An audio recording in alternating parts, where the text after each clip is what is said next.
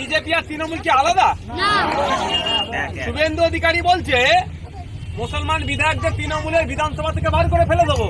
ওই notorious criminal একটাও কথা বলেন। শুভেন্দু অধিকারী মুসলমানকে বলছে বাংলাদেশি ঘুষপেটিয়া জেহাদি জঙ্গি, মুসলমানদেরকে দেখে দিচ্ছে।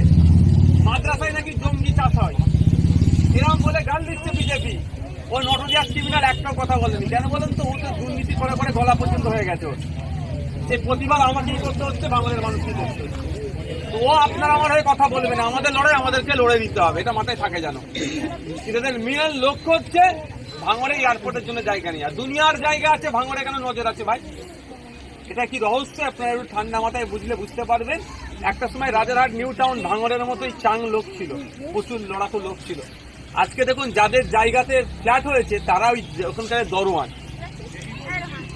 তারা ওই বাড়িতে কাজ করছে। তো আপনাকে 10 লাখ টাকা দিয়ে দিল, আপনি 10 লাখ টাকা তো 10 দিনে উড়িয়ে ফেলবেন।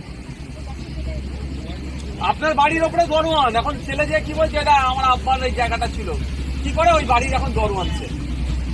এই প্ল্যান তো এখানে করা আছে, করতে পারছে না কেন?